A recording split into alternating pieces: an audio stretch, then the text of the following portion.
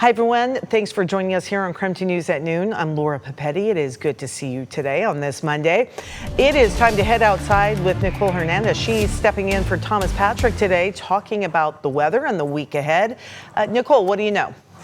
I know that I went outside for the first time in a dress and I'm cold, so if you can maybe avoid not having a dress on, that's probably the move. It's chilly, but it's seasonable. So at this point, I just haven't fully committed mentally to the fact that we're here, we're in fall. But that's just what it is.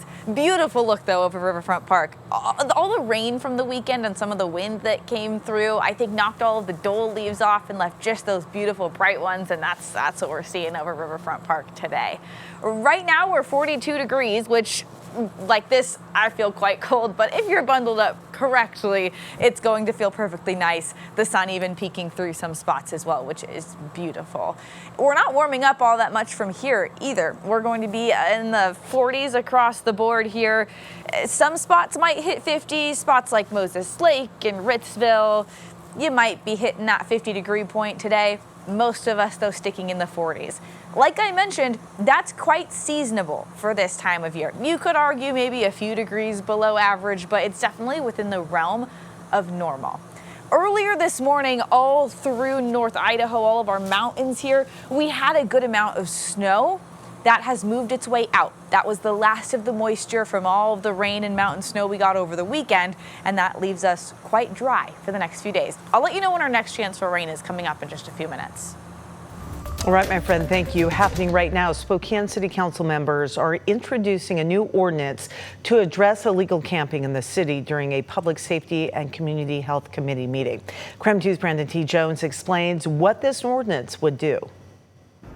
So any public camping or obstruction of public property would be deemed illegal in this new ordinance. That includes sidewalks such as this one right here in front of City Hall or anywhere else around the city of downtown Spokane, any rights of way or even entrances to private property. They're going to be cracking down on any type of public camping. And another interesting aspect of this ordinance, it also allows Spokane police officers discretion to either offer services to individuals willing to accept them or to issue citations with escalating penalties to repeat offenders. In addition to the regulating of public camping, the proposal also includes measures designed to protect waterways and public trees. It also preventing illegal fires and hazardous litter, and also addresses misuse in transit facilities and stops.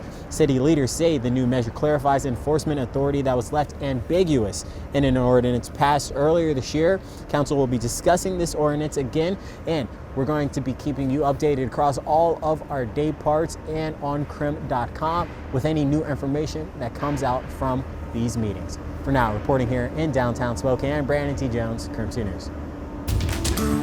Today, investigators are looking into how a man from Spokane died in a plane crash in Montana. This happened near Lincoln, about 75 miles east of Missoula. Dan Arata died over the weekend, and that name may sound very familiar. He owned Arata's Automax and RV and Arata's Mitsubishi in Spokane.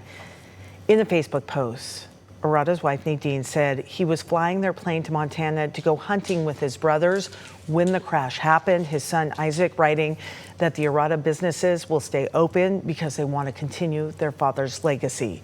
The FAA and NTSB are now investigating the crash. Also, some really intense video from Spokane Valley. WashDOT sharing this video over the weekend. It's of a train on fire. This shut down roads along Trent between Argonne and Park Roads. Those roads are indeed back open. Investigators are working to try to find out exactly what happened.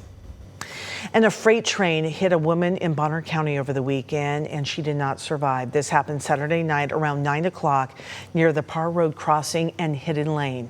Idaho State Police say the woman died at the scene. The accident stopped all traffic for about 4 hours. Idaho State Police, they are still investigating the crash. And the man accused of shooting and killing another man in the Logan neighborhood near Gonzaga's campus remains in jail. Zachary McGriff faced a judge for the first time on Friday. He is charged with first-degree murder and robbery. He is accused of shooting and killing Sean Cranford. Court documents show McGriff and his nephew got into an argument with Cranford over the title of a car that McGriff was buying from Cranford. Witnesses say the argument then turned physical. Cranford's family spoke at the hearing, urging the judge not to let McGriff the chance to walk free. My brother was a loving son, an uncle, and a brother. We believe that if he is allowed to get out of jail, he will not return. So with that being said, our family asks that you set this man's bond at no bond.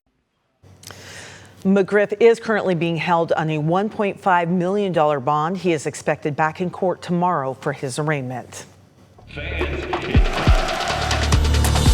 All right, in a matter of hours, Gonzaga transfer Tyon Grant-Foster is set to be back in Spokane County Court to appeal for an extra year of eligibility. The hearing will determine whether or not he can play for the Gonzaga Bulldogs this season. Grant-Foster played 2 years of junior college basketball before transferring to Kansas in 2020. He played 1 year there before going to DePaul. Grant-Foster only played 1 game before experiencing cardiac arrest. He then missed 2 seasons and then came back to the college basketball season with Grand Canyon University for 2 years.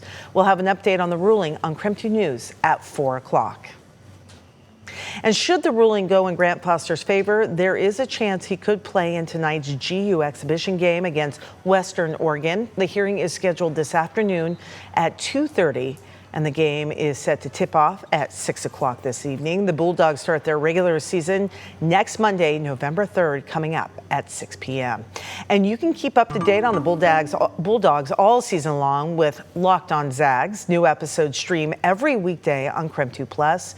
By the way, you can download KREM 2 Plus on your TV and watch for free.